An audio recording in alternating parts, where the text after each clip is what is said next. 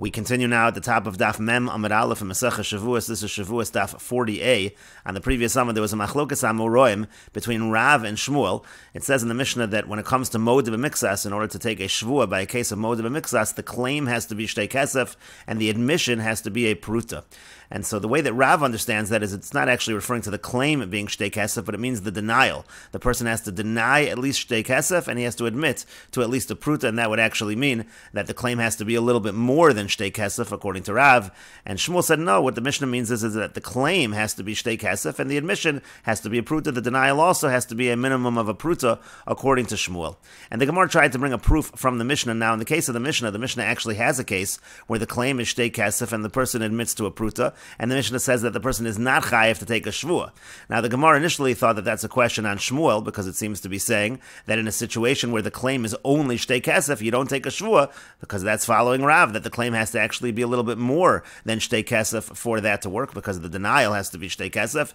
But the Gemara ended up saying that it actually makes sense according to Shmuel, because really all of those cases in the Mishnah, they're all cases of what the Gemara calls davka. What it means is that we're not talking the value of Shtei Kesef, we're not talking the value of a Pruta, but we're actually talking silver. Shtei Kesef, the claim was silver, and then the defendant said that he admitted to copper, he admitted to Pruta, which is nechoshes, and so therefore he didn't admit mimin hataina, and that's the actual reason why we say over there that the person is exempt from a shvuah. And the Gemara even brought a proof to understanding the Mishnah this way, because in the last case of the Mishnah, it most certainly is talking davka. That was a case of litra, where it was talking about the weight of a certain amount, the weight of gold or the weight of silver, and so therefore the Gemara said, according to Shmuel, it actually makes perfect sense, because that's the Mishnah is talking davka, and it's really all talking about the fact that the hodah is not mimin hataina. But the Gemara actually asked that as a question on Rav, because if the end of the Mishnah is talking davka, wouldn't that mean the entire Mishnah is talking davka? And so then it sounds like that's the only reason why the person is exempt from a shvuah. But let's say that the claim would have been the value of Shtei Kesef and an admission of a pruta, so then apparently there would be a liability to take a shvuah. That goes against what Rav was saying, because you don't have a denial of Shtei Kesef. And so the Gemara ended up saying that Rav actually learns the beginning of the Mishnah is all dafka, but the beginning of the Mishnah rather is all shava, it's all what it was equal to, even though that case of litra is actually dafka, and that's because that case was a case going by weight, so it's obvious that that's talking dafka. But again, in the earlier case in the Mishnah, we're just talking the value of Shtei Kesef, we're just talking the value of a pruta, and the idea is that when we're talking about money, it's generally just a value.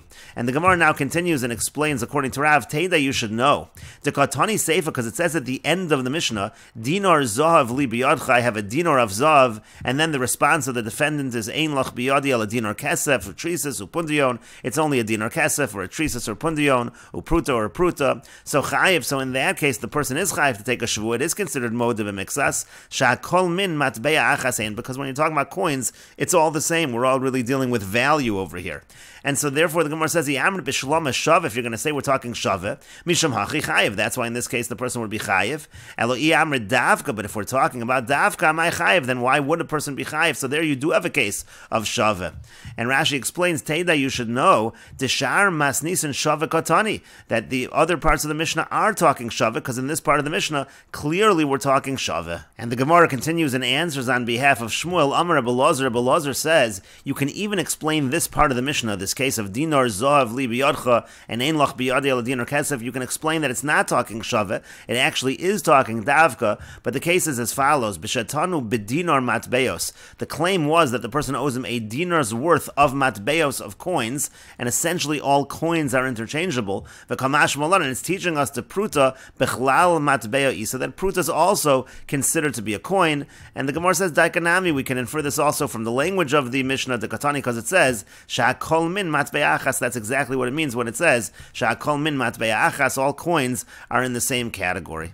And Rashi explains, dinar matbeos, it means tavua b'matbeya tzura, it just simply means he's claiming from him a dinar of coins that have a tzura, that they have on them, they have some kind of an image like a coin. Velo to'anu mishkol, it's not a case where he's claiming a certain weight. V'zeh hodelo matbeya, and then this person admits by a matbeya, v'afal pisha zu kesef v'zu nechoshes, now even though it's a case of silver and copper, let's say the claim claim was silver, and then he responded with copper, but still, mimin hatainahi, but that's still considered from the same thing as the claim, because again, dekulu matbeya ninu, because they're all coins, and the main claim that was being made in this case was coins. And the Gemara said, Daikanami, we can infer it also from the language of the Mishnah, al matayma mishum dechol matbeya chadu, you see from the language of the Mishnah, it's because all matbeyas are considered in one category, v'davka katani, and then again, you can learn the Mishnah, even that part of the Mishnah, that it's dafka, it's not talking shaveh. And the Gemara continues, V'Rav, and Rav, how does he explain this line in the Mishnah of Sha'akol min matbeya achas? He understands the line to mean Sha'akol din matbeya achas, that they all follow the law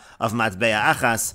And Rashi explains, V'Rav deboy l'meimar shava katani. Rav, who wants to understand the Mishnah, that it's all talking about in terms of value. So hachim afarish sefer. This is how he'll explain that end of the Mishnah. To kamar Sha'akol min matbeya echad, who when it says Hakol min matbeya echad, it means kol matbeyos hashnuyos kan. It means all of the coins that are mentioned over here, din echad lahem, they all have one law to them. Sha'af haktana shebehen, the point is that even the smallest of them, yesh bo kedei hoda l'chayvo shvuah, there's enough, it's a significant enough amount of an admission that it's mechayev the person to take a shvuah. That's simply what the Mishnah means in that line. And the Gemara continues, Rebbe Lazar, now according to Rebbe Lazar, who just answered this case in the Mishnah along the lines of Shmuel, he said it was Bishatano Bedinar Matbeos, and it's talking Dafka. So Lema Midaseifa Kishmuel, from the fact that Rebbe Lazar is saying the end of the Mishnah is like Shmuel, Mitaretz, that's how he gave an answer in accordance with Shmuel. So Reisha Nami Kishmuel Svirale, let's suggest that Rebbe Lazar also holds like Shmuel in the Reisha, in the beginning of the Mishnah.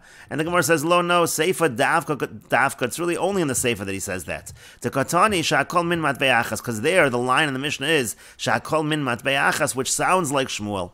V'reisha karav o k'Shmuel, but the beginning of the Mishnah you can interpret that either like Rav or like Shmuel. And Rashi explains, Nema k'Shmuel Svirale, let us say that Rebbe Lazar holds like Shmuel, to kula masnis and dafka katani. We should suggest that Rebbe Lazar says the entire Mishnah is going to be dafka. Umisham hachi tanan bereisha shtei kesef yesh li biyodcha, ein lach biyadi ala pruta pater. And so therefore, again, in the Mishnah, when it says in the beginning, in the case of shtei kesef, he claims from him shtei kesef, and then he responds that I only owe you a pruta. The real reason for that is because it's dafka, it's misham demashatanu lahodelo, because what was claimed is not what's being admitted.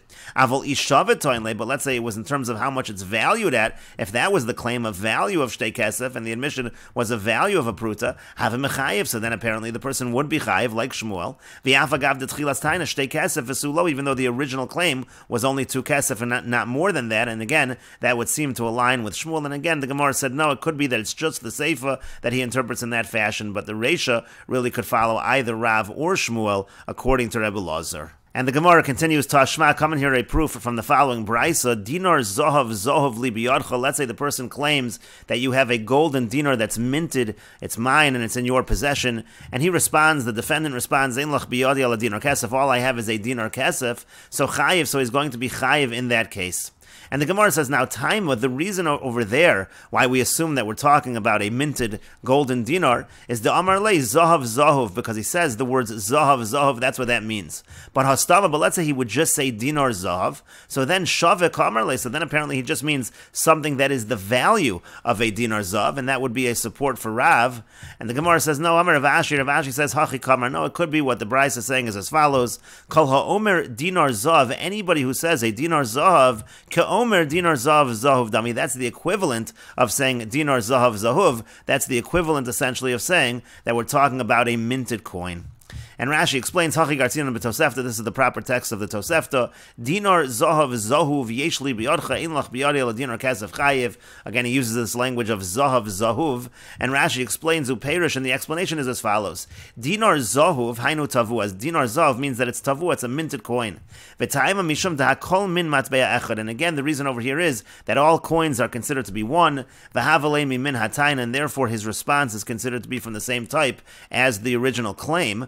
Now, Umiyu, now nevertheless, Sayata L'Ravu, nevertheless, this is a proof to Rav. The reason why Rashi is saying Umiyu is because this is just talking about a minted coin, and the discussion between Rav and Shmuel was whether we say something is Davka or whether we say it's Shaveh.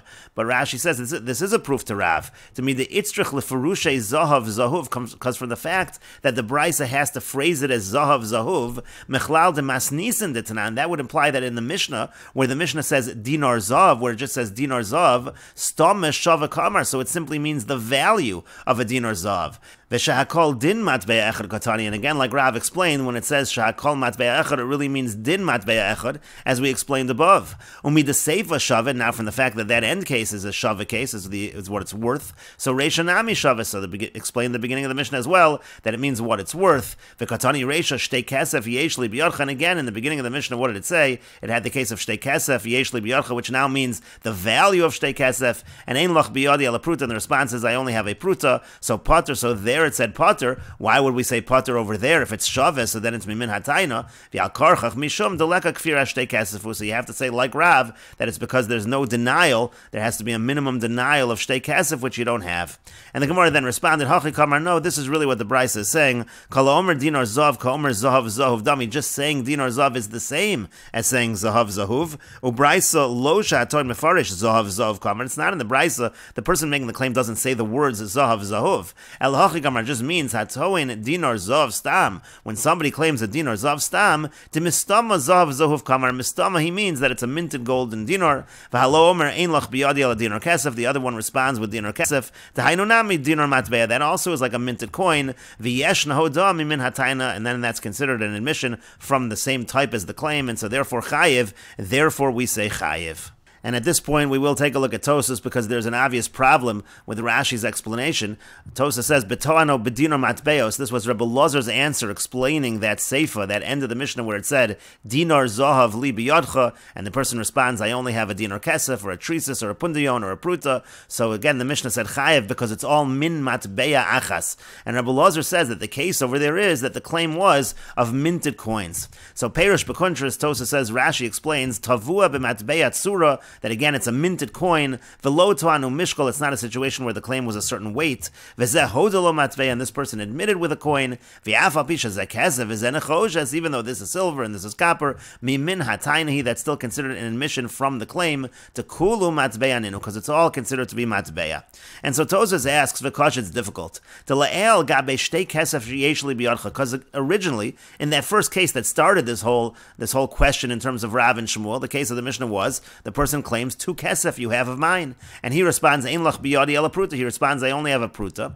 So maskinan, so what did the Gemara there conclude? Maskinan l'Shmuel, the Gemara concluded according to Shmuel, to Padra, that the reason why the person is exempt, mishum de mashatanu lohodelo, because what was claimed is not what's being admitted. That was the whole point of the Gemara. The Gemara said, davka katani. According to Shmuel, it's davka. He's asking specifically for shtei kesef, and the response is copper, and therefore mashatanu lohodelo. And so therefore we have an obvious question, because over here Rebbe Lazar is saying that when it's minted coins, it doesn't matter if you admit to a different kind of coins, because all coins are the same. And Tosa says, V'chitem, now if you're going to suggest the Ayri b'she'enon tavua, maybe the whole difference over here is that there we're talking where they were not minted coins, they were coins, but they didn't have any image upon them. So, but then imkain chasr latayna, so Tosa doesn't like that, because then the claim is actually missing over here. De ein kan shava beis mos, it's not really worth 2 mos. De chasr mashatzarach litin kedei latbia, because don't you have to pay a little bit of money in order to mint the coin? And it's hard to say that it's not even the value of a pruta in terms of that which is lacking, that it's such a small amount to mint the coin. It wouldn't seem likely to say that it's such a small amount of money to mint the coin. V'od, and further says Tosas, the mashma betoano matbeos, that hashtalo ayri b'matbeos. It sounds like over here it's saying toano matbeos, a claim of matbeos, as if we haven't been discussing matbeos until now. Ustam beis kesef tfuim, but generally when you're talking about beis kesef, they are minted coins. And further, the Gemara is going to say that it comes to teach us that a pruta is included as a matbeya. It sounds like the chiddush is only that a pruta is considered to be a matbeya. To katani, that's the pruta is the thing that's mentioned. But by all the different kinds of coins, this would be a great chiddush. That in other words, it doesn't matter what kind of coin it is, it's considered to be mimin hatayna. Why is it that there's only a chiddush in terms of pruta? This is a big chiddush that Rebbe Lazar is saying, that you can claim one kind of coin, respond with another kind of coin, and it's all considered the same. V'yoden further, the afilu eved gadol ve'eved katan, even let's say it was a large slave and then a small slave, chashiv mashatanu lo hodelo b'perak hashol, that's considered, if the claim was one and then the response was a different one, that would be considered not an admission from the claim. U'menorah gedola, menorah katana, when it comes to a big menorah, small menorah, amrinanami lekaman, we also say later on, the mashatanu lo hodelo, that we say what was claimed is not being admitted, even though their form is the same. V'yoden further, Deloshon b'dinor matbeos, when you have this language over here, again the answer of dinar matbeos, lo mashma b'dinor tavua. That's not the same thing as saying that it's a minted coin. So therefore, this answer of Rebbe Elazar b'shatanu b'dinor matbeos, it doesn't sound like we're talking there about minted coins. V'yoden further, says Tosfos, the v'samach b'braisa, the braisa which we just mentioned, the dinar zohav zohuv, that braisa of dinar zohav zohuv, garsinan b'chol asfarim potter. Tosfos say if you look at all of the svarim, the actual girsa is that in that case the person is actually potter from taking the shvuah. Over kuntras lefi perusho docheg lagia chayiv. He says Rashi, according to his explanation, had to say chayiv because again he had to understand that all coins really are considered the same, and therefore it is considered a hodah that's mechayiv a shvuah. And in any case, Tosfos give a different explanation altogether. Al kain nira lefarish, says Tosfos, that it seems to explain Rebbe Elazar's answer as follows: B'toano b'dinar matbeos. The case of toano dinar matbeos is as follows: Shenosan lo dinar lahachlef. What actually happened was the person gave him a dinar and he wanted smaller coins. He was asking for change. V'litein tachtav matbeos. He wanted change. He wanted matbeos. V'shoa losan matbeos. So now he's asking for those matbeos. V'alo toin hechzarti kulam chutz midinar kesef o trisas o pundion o pruta. And then the person is responding, I gave you all of the change. I gave you all of the coins except for a dinar kesef or a trisas or whatever it is. And so therefore, if you explain in that way, then we certainly understand why that would be considered to be mimin hataina. And the Gemara continues, Tani Rabbi Chia l'siyue l'Rav. Rabbi Chia taught the following brisa as a support for Rav. Sela li biyadcha, the person says, you have a sela of mine. Ein lach biyadi ala sela chaser beis kesef. The person says, I owe you a sela, but subtract beis kesef. That I don't owe you, so it's specifically saying a denial of shtei kesef. So chayiv in that case, chayiv, but chaser ma, but let's say lacking a ma, he's only denying one ma, so then pater, then we say exempt, and that seems to be like Rav. And the Gemara continues, Amar of Nachman bar Yitzchak, Amar Shmuel of Nachman bar Yitzchak says that Shmuel says, Lo shanu ela b'tainas malve v'hodoas love. When we say over here that there has to be a taina of shtei kesef and then an admission of a pruta, so that's only when the malve is making a claim and the love is making an admission, and it's through the partial admission that the love has to take a shvuah. Avol tainas malve, but let's say the lender is making a claim, v'hadoas eidechon, and the shvuah is coming because one witness testifies that he owes the money, one witness is mechayev a shvuah. So then, afilu lo ta'anu ela b'pruta, even if the original claim is only a pruta, chayiv, we will say chayiv, he will have to take that shvuah. That's the halacha by eid echad. And the Gemara says, my time, and now what's the reason for this? Because it's written in the pasuk, lo yakom eid echad bish l'chol avon l'chol chatos. It says one witness we don't rely on, l'chol avon l'chol chatos. And we interpret that pasuk to mean l'chol avon l'chol chatos hu de'eno kam. One witness is not relied upon for sin, avol kamhu l'shvuah. However, he is relied upon in terms of making the person take an oath. V'tanyan, we learned in a brisa, kol makom sheshnayim mechayiv and oso mammon. In any case where if there would be two witnesses, they would be mechayiv him to pay money, which essentially would be a case where the claim is a pruta. So eid echad mechayiv o shvuah. So one witness is able to be mechayiv him a shvuah, and that's why even if the initial claim is just a pruta, he's going to be obligated to take a shvuah.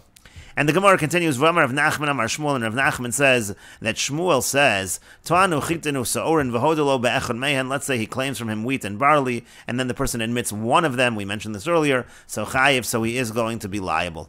Amar lo Rabbi Yitzchak said to me, Yasha, that's correct. V'chein Amar Rabbi Yochanan, and that's the same thing. Rabbi Yochanan says the same thing. The Gemara says, Mechlal de Polagale Reish Lakish, from the fact that he says that Rabbi Yochanan says the same thing, does that imply that Reish Lakish argues? Reish Lakish generally will argue in Rabbi Yochanan if he's not quoting Reish Lakish as well. That would seem to imply that Reish Lakish argues in Rabbi Yochanan. The Gemara says it's not necessarily a proof. Ika de'amri, some say Misha haveshoyle, that Reish Lakish was just waiting. V'shasakli, and he was silent. Reish Lakish would wait quietly until Rabbi Yochanan finished speaking, and it could be in the meantime the Amora left and wasn't able to hear whether Reish Lakish argued or not. That's why he just quoted Rabbi Yochanan. And Ika de'amri, some say Mishta haveshasile, v'shasakli, the Reish Lakish was drinking, and that's why he was silent. And again, we can't really derive whether Reish Lakish argues or agrees. And the Gemara continues, Lema Misayale, let's say that the Mishnah supports Shmuel. This is talking about what Shmuel said, that if the claim is Chitin and Sa'orin, and he admits one of them, so then Chayiv, because the Mishnah says Tanu Chitin, if he claims wheat, V'hodelo B'Sa'orin, and then he admits barley, so Potter, so the Tanakama says Potter, because he's not admitting from the claim. For Rabban Gamliel, Mechayiv, and Rabban Gamliel says Chayiv, because he says nonetheless, even though he's not admitting from the claim, the person is Chayiv a Shvua. But the Gemara says, now Taima, the Tanu Chitin, V'hodelo B'Sa'orin, the reason why the Tanakama says Potter is because he claimed claimed wheat and the admission was barley. Hachitin usaorin, but let's say the claim was both wheat and barley. V'hodelo be'echad mehen, and he admitted one of them. So then chayiv. So then he actually would be chayiv. And again, that's a support for what Shmuel says. And the Gemara says, lo, no, and it's not necessarily a proof. Hu adin da'afilu chitin usaorin nami potter. Could be the Tanna Kama would say, even in a case of chitin and saorin, we would say potter. V'hayid tekam miflagi b'chitin. Now the reason why the machlokas in the Mishnah is specifically by tan uchitin and hodelo b'saorin lahodiacha kochud Rebbe Gamliel. That's to show the strength of Rebbe Gamliel that he says chayiv even in that situation where the admission had nothing to do with the claim. Still, the person is going to be chayiv a shvuah. And the Gemara continues, Tashma, coming here another proof from our Mishnah. Tanu kelim v'karkos. The Mishnah said if the claim is vessels and land, hoda b'kelim v'kafar b'karkos. Let's say he admits the vessels but denies the land. B'karkos, or let's say he admits the land v'kafar v'kelim and denies the vessels. Potter. So then he's going to be potter, and we will continue with this discussion in the next video on Daf Mem Amud Beis.